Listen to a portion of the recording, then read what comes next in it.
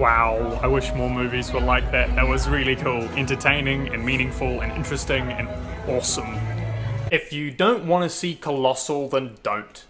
But if you kind of do but aren't sure, go for it. It is a fantastic example of what you can do in film. It tells the story of a woman who loses her job in New York and fails to find a new one, so she moves back home. She has an alcohol dependency issue, but that's not the main focus of the film. It is one of her problems, but it's not the problem. Instead, it focuses on her relationships with men. There is a sex scene and some pretty heavy violence, but what I like about this film is that the violence is realistic and has realistic consequences, as opposed to comedy films. Apart from one scene in this movie involving fireworks, the consequences are less severe for that than normal. And it doesn't turn the violence into a joke very much, like most comedies do.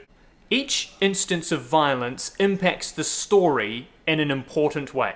The sex scene is much the same. Without it, the characters aren't as compelling and the story doesn't move forward without a good motivation. Especially because this movie is about the relationships between men and women, and sex is a part of that. What really made this movie so compelling is that it's an allegory for an abusive relationship. Gloria's boyfriend at the start of the film is emotionally abusive and isn't caring, but instead he makes her feel guilty for not having her life together. And then he forces her out of his apartment, so she moves back home.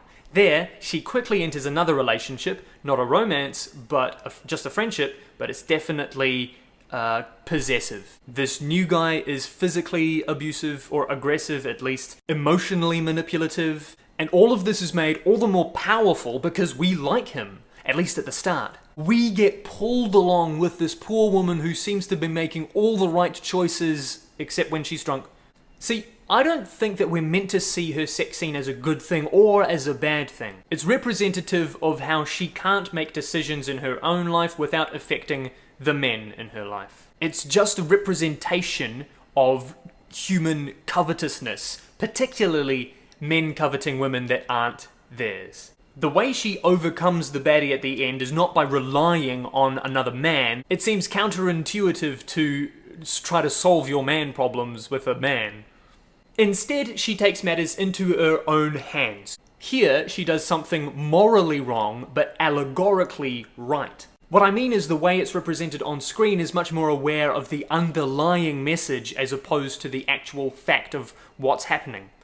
It refers to the ideal of what a woman would do in this horribly trapped situation, as opposed to the fact of what she would actually do. She would be incapable of escaping if there wasn't this fantasy aspect. So all of the plot holes and the inconsistencies in the final scenes indicate that it's not the plausibility of this happening that's the point. The point is that a woman should not submit to a man who can't lead her. What I mean by that is that a woman shouldn't marry or even date a man who proves himself to be incapable of being the leader God says he should be. Take a look at Genesis chapter 2 verses 18 to 25, as well as the curse that woman should desire to rule her husband in chapter 3 verse 16, as well as the solution found to this curse in Ephesians chapter 5 verse 22 to 33. If that's all unclear after reading that and praying about it and thinking about it, take a listen to the sermon linked in the description below. It talks all about God's ideal of marriage. It was really helpful for me as I'd never known what marriage is in God's eyes. I'm not saying that a woman should submit to all men, just only to her husband in spiritual matters like Christ is the head of the church. He should be a good leader and a good guide to her. So women, you have an obligation to God to not marry a man who you cannot lawfully submit to. That is what Colossal is talking about. So watch this movie, whether you're a woman or a man. It is much worth the time to realize that cinema is not just a means for corporate propaganda, but an art form, an entertaining art form that I believe may just hold the most potential for communicating how to make life better. Thank you for watching. I hope you enjoyed this. If you did, please give it a like, maybe share it with your friends, and hit subscribe if you're new as well. You can watch another movie review right here, as well as a Christian advice video here, and I really hope they have a blessed day. Thanks so much again for watching. Don't forget to watch movies through a Christian lens.